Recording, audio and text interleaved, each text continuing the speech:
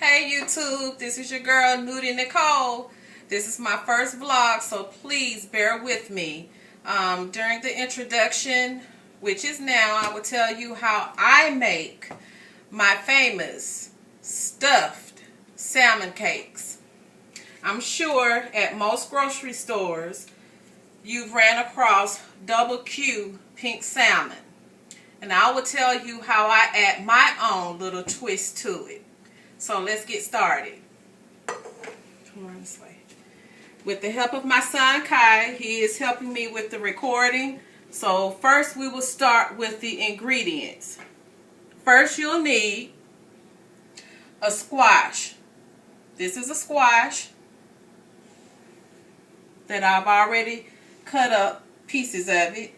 This is a zucchini. Please do not get this mixed up with a cucumber. I will tell you the difference. With a zucchini, this is the end. And you see how it has a very interesting end to it. With a cucumber, you will not see this at all. It will be flat. Almost like this, just flat all the way around. This is a zucchini. Also, you will need 1 egg. Of course, as stated, the double Q pink salmon in the can. I'm sure most of you all can find this at your local grocery store. Also, I have my peppers here. I already have them diced up. I have a yellow pepper, orange pepper, red pepper.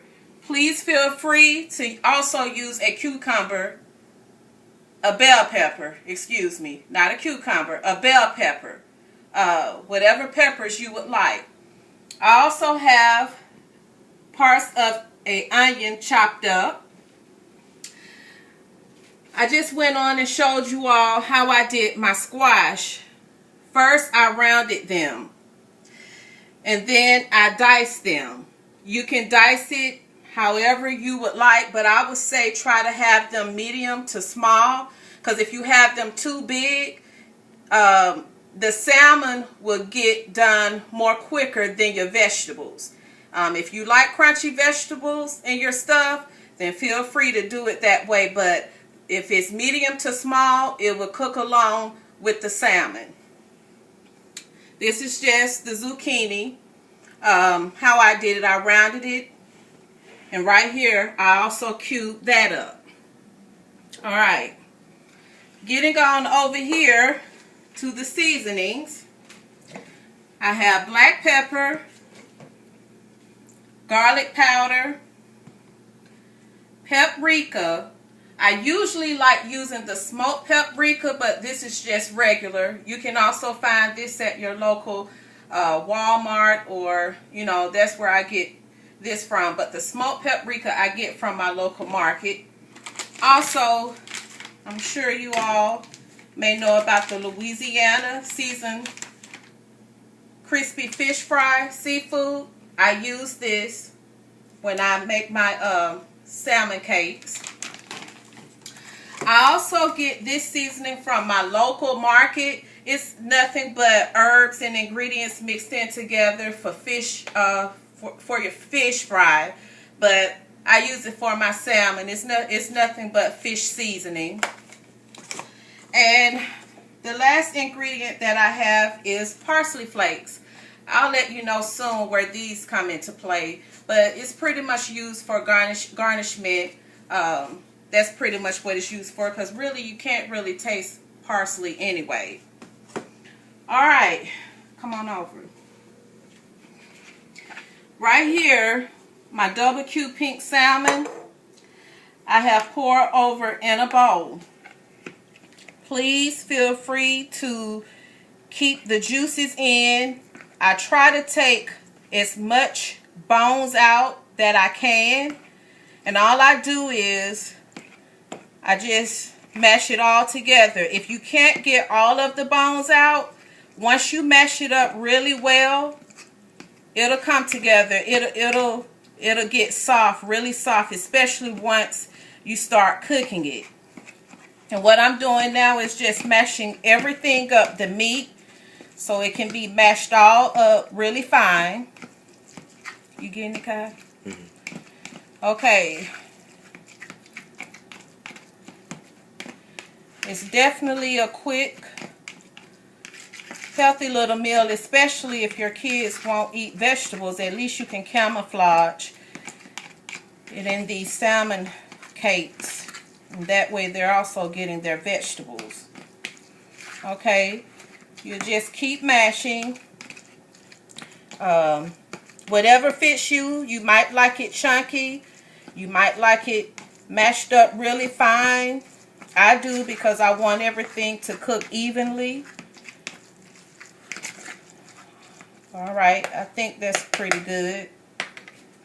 Now what I'm about to add in is my egg. This egg is really to just bind everything together so it won't fall apart. Sometimes it does, but I usually use one egg, and that usually helps out a lot.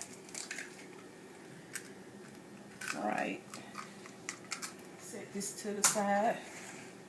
Now what I'm about to do is add in some of my peppers. I'll probably use majority all of the peppers, because also the peppers and the onions, it will add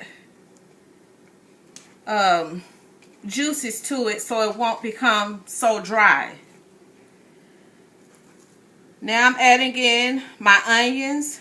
I would have to say this is probably about half an onion, medium size onion. I like onions, so I'm going to put it all in. It definitely adds flavor.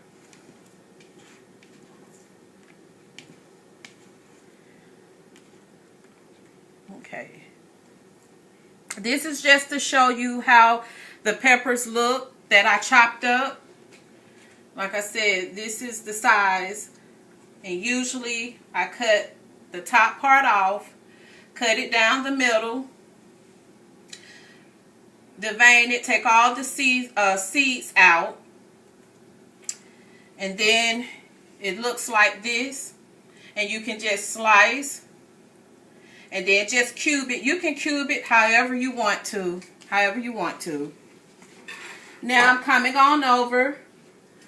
We're back to the squash. This is the squash I'm adding in. Whoops. I'm adding in the squash, and I'm adding in the zucchini.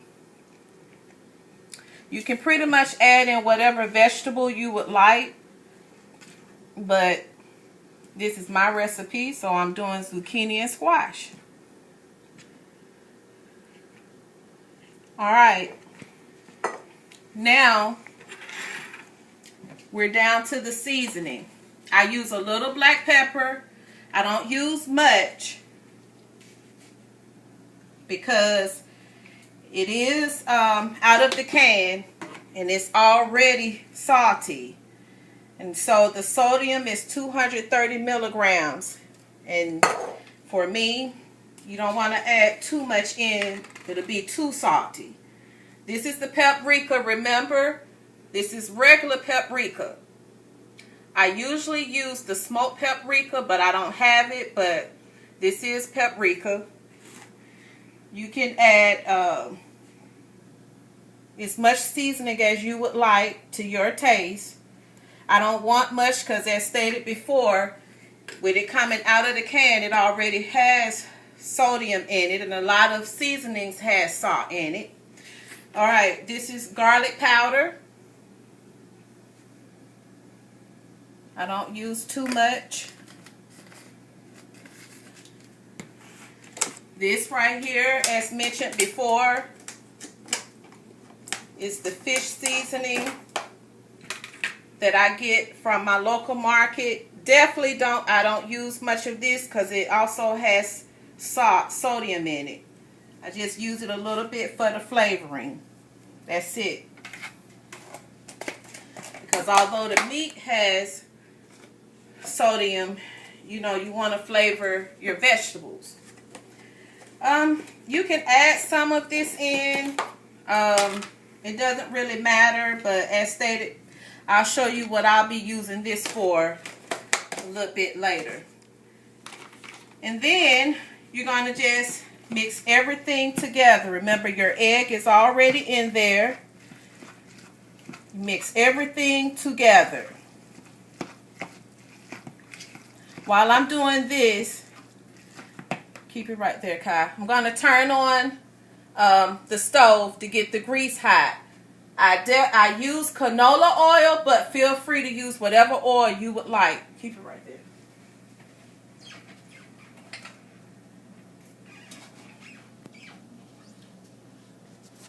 All right, you want to continue to mix everything together. Sometimes I even put curry in it. I know a lot of times curry is used for chicken, but hey, I like the color of curry. And like I stated, you can put whatever seasoning you would like.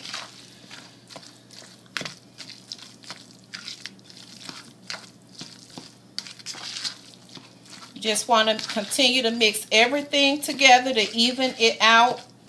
And so it can get all the flavors on each one of those peppers and squash, onions, and zucchini. All right. Keep it there, Kai. What I'm about to do is start prepping for the patties. This is the Louisiana seasoned crispy fish fry. I'm about to pour this in here. I'm going to have to use my hands. Sorry. But it is what it is. I don't really know how many cups this is. Maybe one. I don't know. But you can always mold it. Put more. If you feel you need to put more, you just continue to mash it all together. Because what you want to do is, you want to form a ball. You want to form a ball. And to me, this is still a little bit too juicy, so I definitely will be adding more fish fry to it. And even if you don't have fish fry, you can use regular cornmeal. But I like the fish fry because it's already seasoned. And that adds more flavor.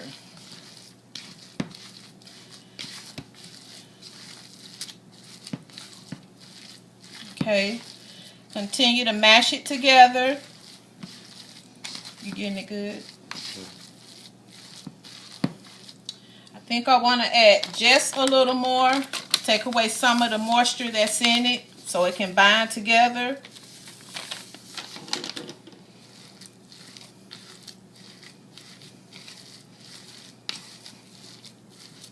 Okay, that's getting it because it's beginning to bind together, clump together. Like I said, you keep mashing it.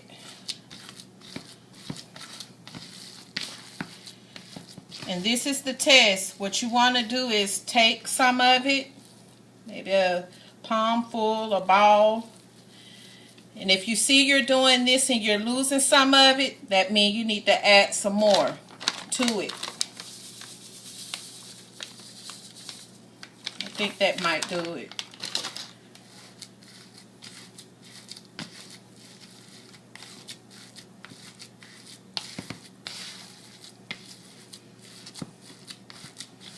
Just keep mashing, swishing it around.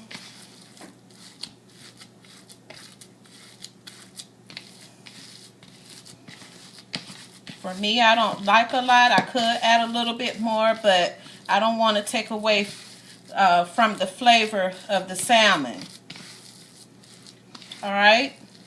Now, you can make these as big or as small as you would like. I like mine medium size. That way I know it's cooking evenly, especially the vegetables inside. You just roll it around where you're forming a ball. And then I usually do like this.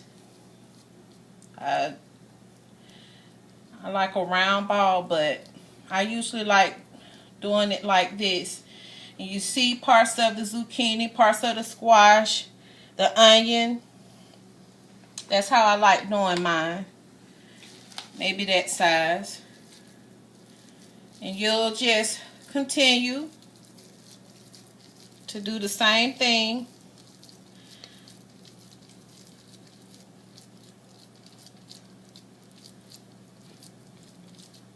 Remember, you can do it like this. I usually do mine like that. I definitely like seeing parts of the vegetable in it.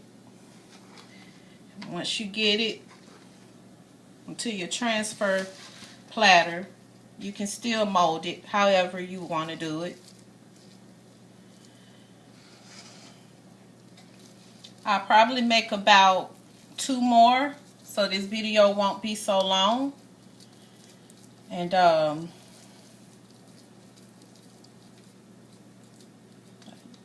usually do it like that. Flatten it. Sometimes they may fall apart, but once you put it on your transfer platter, you can go back and mold it back. This will probably be the last one. Remember, take a ball. I usually do like this, and I just turn it to the point where it's forming like a ball. And then once it pretty much forms like a ball, do it like that, and then I just flatten it out.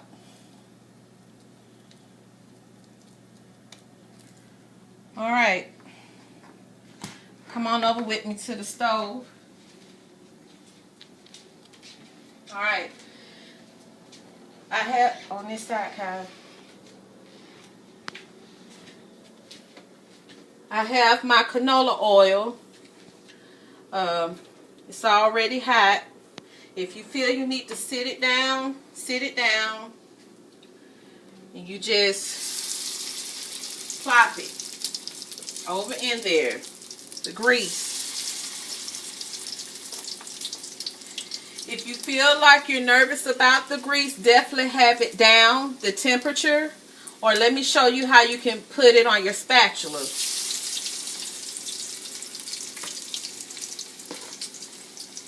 Feel free, showing it, Kyle?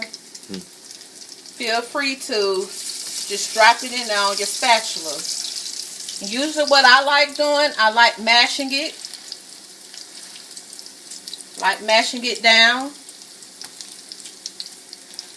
And what you're going to do, you're going to cook this until pretty much it's crispy. And two, you'll know if it's ready to turn, because it'll be a little bit more easier to move in the pan. I usually like flattening them down. And sometimes, yes, you may lose some of your vegetables, but it's fine. It's going to the same place in your stomach. You let them cook. I like pretty much keeping it not too high, not too low, maybe on medium heat. I know a lot of you all may have a gas or electric stove. I have an electric, some may have gas, but I like having it on medium heat. And this is pretty much how I do my salmon cakes. I just add my own little twist. Right now I can't really tell you how long to cook them per side. I guess you just have to go with your instinct, and definitely you'll know not to turn it. You'll know it's not ready on the opposite side because it will start to tear up. When it get crispy on the other side, it'll usually stay solid.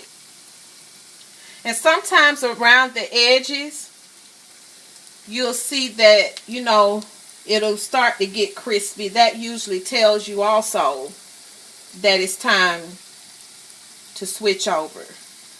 Now remember I told you it would be easy to move in the pan?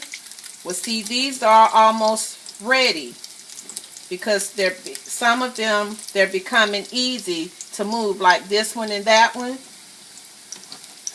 That one is becoming a little bit more easier.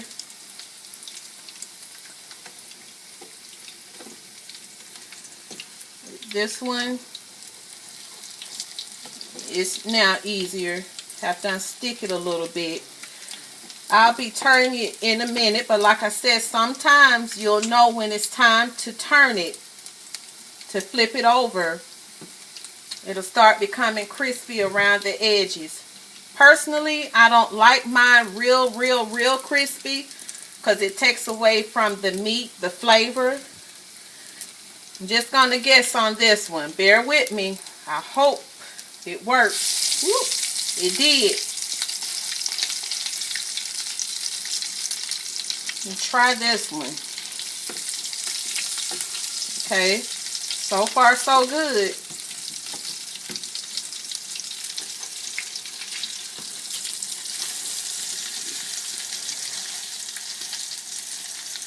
Try the last one. And it's okay if it tears up. You know, it's okay. Practice makes perfect. I messed up a lot also, and I still mess up. But, hey, it's in the pan. If you feel some of your patty is coming loose, try to mold it again before that opposite side gets a crisp on it. If it's still solid, it'll be hard to mold it. But if it's still soft on the opposite side, it'll be easier to mold.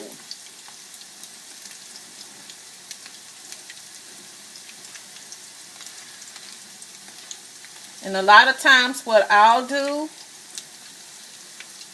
when I see that it's almost done, I'll just turn my flame off, or, you know, my eye off. And like now, I'm going to turn it off and let me get some more ingredients. And my son will let you all see it continuing to fry.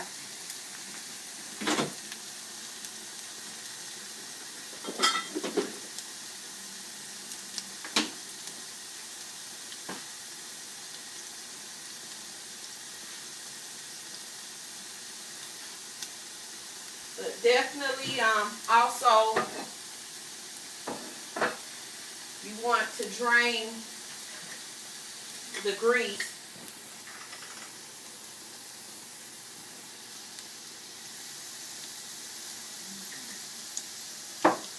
Alright, it's pretty much done. I'm just going to drain it. I'll turn one over. See, it's brown. I like for them to drain. And like I told you, ladies and gents, if it's hard for your kids to eat vegetables, but they like meat or seafood, this is definitely a good camouflage. I'm about to prep it back over here. That is the finished product. Now let me plate it.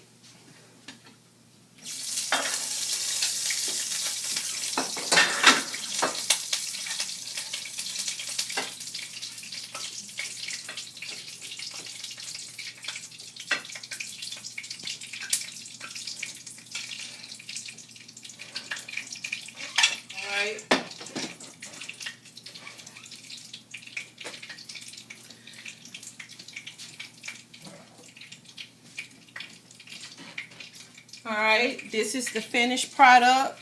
I will open one up for you all.